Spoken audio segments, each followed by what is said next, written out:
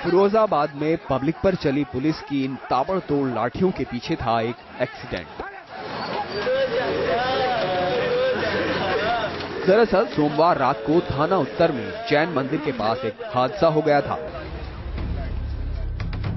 इलाके में रात को एक ट्रैक्टर और ऑटो की टक्कर हो गई थी। इस हादसे में 2 लोगों की जान चली गई और 8 लोग घायल हो गए थे। हादसे के बाद पुलिस ने ट्रैक्टर चालक को पकड़ लिया था, लेकिन थोड़ी देर बाद पुलिस ने ट्रैक्टर और उसके ड्राइवर को छोड़ दिया, जिसकी वजह से लोग नाराज हो गए और उन्होंने नेशनल हाईवे को जाम कर दिया। प्रदर्शन करने वाले लोगों का कहना था कि हादसे के जिम्मेदार लोगों को सजा दी जाए और मारे गए लोगों के परिवारों को मुआवजा दिया जाए, लेकिन पुलिस ने उनकी मांग सुनने की बजाय इंसाफ की मांग कर रहे लोगों पर ही जोर दिखाना शुरू कर दिया, जिसने भीड़ को और भड़का दिया। 2 व्यक्ति पकड़े गए, एक मौके बाद डेड हो गई, एक ने एक्सीडेंट किया वो भी पकड़ा गया, और एक एक्चुअली भर्ती है जो ट्रैक्टर वाला, वो बयान दे रहा है कि गलती ट्रैक्टर वाले की थी, वो भी पुलिस प्रशासन बेकार है। पुलिस प्रशासन कह रहा है कि कोई गलती नहीं। गुस्साई भीड़ का प्रदर्शन जब उग्र हुआ तो पुलिस ने लाठी डंडे चलाने शुरू कर दिए और लोगों को मौके से खदेड़ दिया। मामला जब मीडिया के सामने आया तो लखनऊ में बैठे अधिकारियों ने 3 हवलदारों पर तो कार्रवाई कर दी, लेकिन महिलाओं पर लाठी भांजने वाले दरोगा पर कोई कार्रवाई नहीं हुई। सवाल अब अखिलेश सरकार और उनके प्रशासनिक अमले पर है, जो उत्तर प्रदेश के आम नागरिक की सुरक्षा और मदद करने का दावा तो करता है, लेकिन ये दावे और वादे सिर्फ कागजों में सिमटे नजर आते हैं। Team news nation. तो स्थिति क्या रही है हमने आपके सामने साफ रख दी, लेकिन इसके बावजूद पुलिस का जो रवैया है, क्या ये अपने आप में किसी भी तरीके से किसी भी पैमाने पर सही ठहराया जा सकता है? बुक्कल नवाब साहब, आपकी पार्टी की सरकार उत्तर प्रदेश में बदस्तूर है, कई तरह के कलंक यूं कहें शब्द तो आपके ऊपर पहले ही लग चुके हैं। इसके बावजूद अगर इस तरीके से आपकी पुलिस महिलाओं के साथ व्यवहार करे तो क्या आप किसी भी तरीके से इसे बर्दाश्त करने को तैयार हैं? क्या एक सस्पेंशन और 2 लाइन हाजिर काफी है इस तरह के बर्बर व्यवहार के लिए?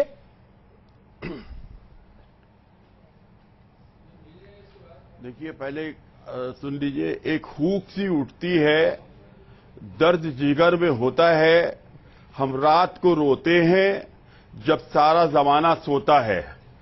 ये ऐसा है कि ये दर्द जो है ये हमारे भी सीने में है। ये इन लोगों के साथ किसी के साथ जुल्म हो, जाती हो, हम लोग किसी कीमत पर बर्दाश्त करने वाले नहीं हैं और किसी को बख्शने वाले नहीं हैं। लेकिन हम आपको एक बात ये बताते चले कि जो भी ये हादसा जिस तरीके से आप बता रहे हैं, ये ग्राम पिलथानी का हादसा है और ये जो है ये थाना सेना पड़ता है आके, और वहां के ऊपर ये जो घटना घटी है ये एक ट्रैक्टर और ट्रॉली की टक्कर से हुई है। जो भी हादसा हुआ है, न ट्रैक्टर हमारा समाजवादी पार्टी का था, न ट्रॉली हमारी समाजवादी पार्टी की थी, और न हमारी समाजवादी पार्टी वालों ने कहा था कि ट्रैक्टर ट्रॉली आपस में भिड़ा। नवाब साहब, आपके जैसा प्रवक्ता किसी भी पार्टी में हो तो उसके बाद पार्टी को किसी और चीज की जरूरत ही ना है।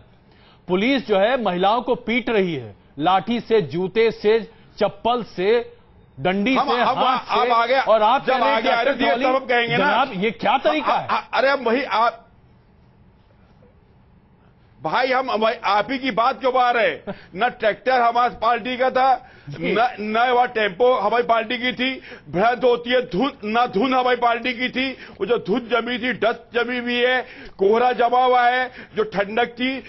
7:08 बजे घटना होती है और ऐसे और पुलिस किसके दायरे में आती है? आप हमें बात सुनिए। आप अपनी बात कहना चाहते हो तो कह लीजिए। आपको जो अपनी बात कह रहे हैं आप बात नहीं सुनना चाहते, आप स्पेसिफिक होइए ना, आप बात ना सुनिए, आप स्पेसिफिक हो जाइए ना। लेकिन वो धुंध के अंदर अगर एक्सीडेंट हो जाता है, अगर एक्सीडेंट हो जाता, पुलिस किसके अंडर आती है? आप सुनने ही नहीं चाहते। पुलिस लॉ एंड ऑर्डर किसके अंडर आता है? अच्छा, एक काम करते हैं बुक्कल नवाब साहब, अगले आधे घंटे तक आप ही बोलते रहिए। मतलब हम जो है हम एक्सीडेंट करवा रहे हैं, हम धुंध लेके आ रहे हैं, हम कोहरा लेके आ रहे हैं, हम जो है हम सब कुछ हम करा रहे हैं, सारी गलतियां सब हमारी है। तो कोई आदमी आपसे कुछ कह ही नहीं सकता बुक्कल नवाब साहब। मैं मान गया, दलील आपकी बहुत जबरदस्त है, पार्टी को बचाने के लिए आप ट्रैक्टर ट्रॉली तक ले आए, आप साइकिल में कैसे करते? ठीक है कमाल फारूकी साहब, अगर आज हम उत्तर प्रदेश की बात करें, महिलाओं के खिलाफ अपराध की बात करें, बुक्कल नवाब साहब आपका पॉइंट जाता है तो आप गलती किसकी है? हमारी गलती है वो। बुक्कल नवाब साहब हमारी है। नहीं बिल्कुल आपकी गलती नहीं है। एक मिनट हमारी बात सुन लीजिए कि हमारे विधायक ओम प्रकाश वर्मा जी बुक्कल साहब पौने 8 बजे घटना हुई है हमारे विधायक प्रकाश वर्मा जी। अब ये बात वाकई में जब इंतहा हो जाती है तो आदमी हंसने लगता है, और शायद यही हो रहा है अब यहाँ पर। कमाल फारूकी साहब, कमाल फारूकी साहब, अगर हम उत्तर प्रदेश की बात करें, महिलाओं के खिलाफ अपराध के मामले में उत्तर प्रदेश का नंबर 3 है। वहां वकील अगर प्रोटेस्ट करते हैं उनको लाठियां मिलती हैं, अगर वहां महिलाएं प्रोटेस्ट करती हैं उसको लाठियां मिलती हैं, वहां छात्राएं प्रोटेस्ट करती हैं उसे लाठी मिलती है, और आप 2 सिपाहियों को लाइन हाजिर करते हैं, 1 को सस्पेंड करते हैं। क्या इसको लॉ एंड ऑर्डर कहा जाता है? क्या इसे सरकार के तहत चला व्यवस्था की जा रही है? 3 को कर दिया भैया। देखिए पहले तो इनको जरा खामोश कीजिए। अच्छा बुक्कल नवाब साहब, बुक्कल नवाब साहब बात नहीं करने देते। बुक्कल नवाब साहब क्षमा चाहता हूं आपसे, आप 2 नहीं 3 लोगों के बुक्कल बढ़कर कोई नहीं है। बुक्कल नवाब साहब, बुक्कल नवाब साहब क्षमा चाहूंगा मैं आपसे, बुक्कल नवाब साहब क्षमा चाहूंगा मैं आपसे। सबसे पहले आपने कहा 3, बिल्कुल 3 लोगों के खिलाफ कार्रवाई की गई है, लेकिन जो थाना अध्यक्ष है जिसने जूतों से महिला पर हमला किया है, जो कि एक समुदाय का है, उसके खिलाफ आपने कोई कार्रवाई नहीं की है। और आइए अब आपसे मैं जवाब, आपसे ये सवाल हम लोग लें, उसके खिलाफ भी कार्रवाई नहीं की गई है। बुक्कल नवाब साहब, अभी जब आप हमसे बात कर रहे हैं, सुनिए, ये घटना कल की है और अभी तक कोई कार्रवाई नहीं की गई। घटना है, आज 12 वफात थी, आज 12 वफात थी। बुक्कल नवाब साहब, अब जरा हमारे पास कमाल फारूकी साहब भी हैं जो एक बुक्कल नवाब साहब, कमाल फारूकी साहब अभी हमारे साथ मौजूद है, जो एक समय में आपकी पार्टी के साथ जुड़े हुआ करते थे। कमाल फारूकी साहब, इस पर हम आपकी प्रतिक्रिया चाहेंगे। देखिए पहली बात तो यह है कि आप पहले तो बात यह है कि मिस्टर भुट्टल नवाब से जो आप बात करते हैं, तो ना तो ये प्रवक्ता हैं, असल प्रवक्ता तो प्रोफेसर राम गोपाल साहब हैं, उनको आप कभी नहीं पकड़ते। असल तो वो काम चला रहे हैं सारा का सारा, या वो चौधरी साहब बतलाएं, क्योंकि अब अगर ऑफिशियल कोई बात करें भी तो इनसे बात करने से क्या फायदा। अब एक बात ये समझिए, यहीं पर फिरोजाबाद के अंदर ये एक ही वाकया नहीं हुआ, दूसरा वाकया भी और भी हुआ है। और दूसरा वाकया है कि वो एक एमएलए जो है, एक एमएलए जो थे, वो एमएलए ने बाकायदा वहां जाकर डॉक्टर की पिटाई करी, क्योंकि उनको कोई पोस्टमार्टम वगैरह करने में देर हो रही थी। तो ऐसा यह है कि इनको 2 साल हो गए हैं, 2 साल के अंदर समाजवादी पार्टी ने लॉ एंड ऑर्डर को कंट्रोल करना तो दूर की बात रही, बल्कि इनकी जो गवर्नमेंट आने के बाद से जिस तरह से लॉलेसनेस बढ़ गई है, और चाहे वो मुजफ्फरनगर हो, चाहे डासना हो, चाहे मथुरा हो, चाहे प्रतापगढ़ हो, जितने ऐसी चीजें बताएं आपको। और ये जो लेटेस्ट वाकया है, तो इसमें तो आप ये समझ लीजिए कि किसी